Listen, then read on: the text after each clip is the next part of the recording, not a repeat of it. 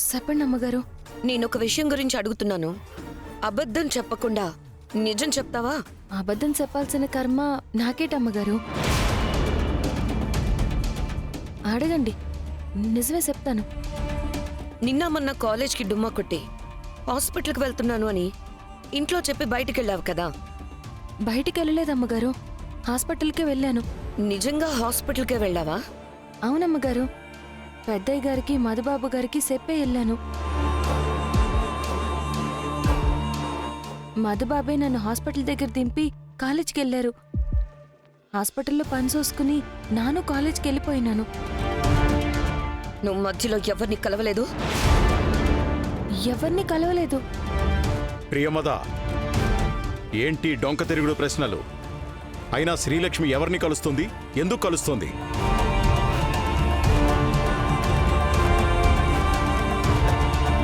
తనేం చేసినా చెప్పే చేస్తుంది. ఒకవేళ చెప్పకుండా చేయాల్సొస్తే ఆ తర్వాత అయినా చెప్తుంది.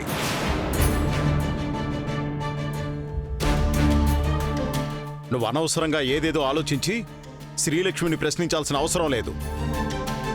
అది మన కుటుంబ పరువుకి సంబంధించిందైనా కూడా ప్రశ్నించకూడదా నాన్న?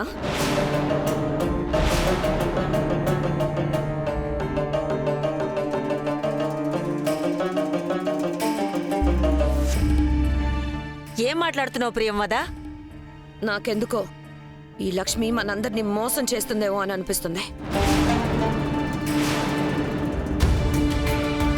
నాకెందుకో నీకు పిచ్చి పట్టిందనిపిస్తోంది. శ్రీలక్ష్మి మనల్ని మోసం చేయడమేంటి? చేస్తోంది నాన్న. మనల్ని మోసం చేయడం మాత్రమే కాదు, మ్యాడీని కూడా మోసం చేస్తుంది. ప్రియమదా, మొదటి నుంచి చూస్తున్నాను, లక్ష్మి అంటే నీకు అస్సలు నచ్చట్లేదు.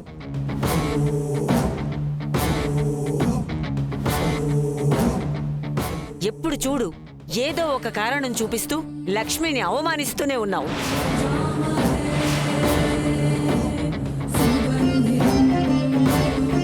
ఇక్కడితో ఆపేస్తే నీకే గౌరవంగా ఉంటుంది. లేదంటే నాకు తెలుసమ్మా, మీకు ఈ కన్న కూతురు కంటే ఈ లక్ష్మినే ఎక్కువని.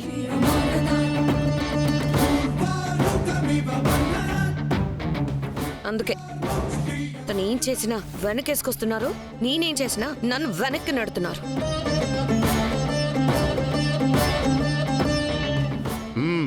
నువ్వేం చెప్పాలనుకుంటున్నావో సూటిగా చెప్పు.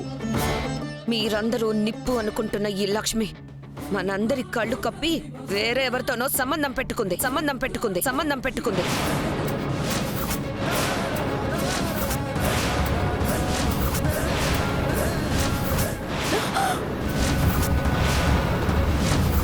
ఏయ్!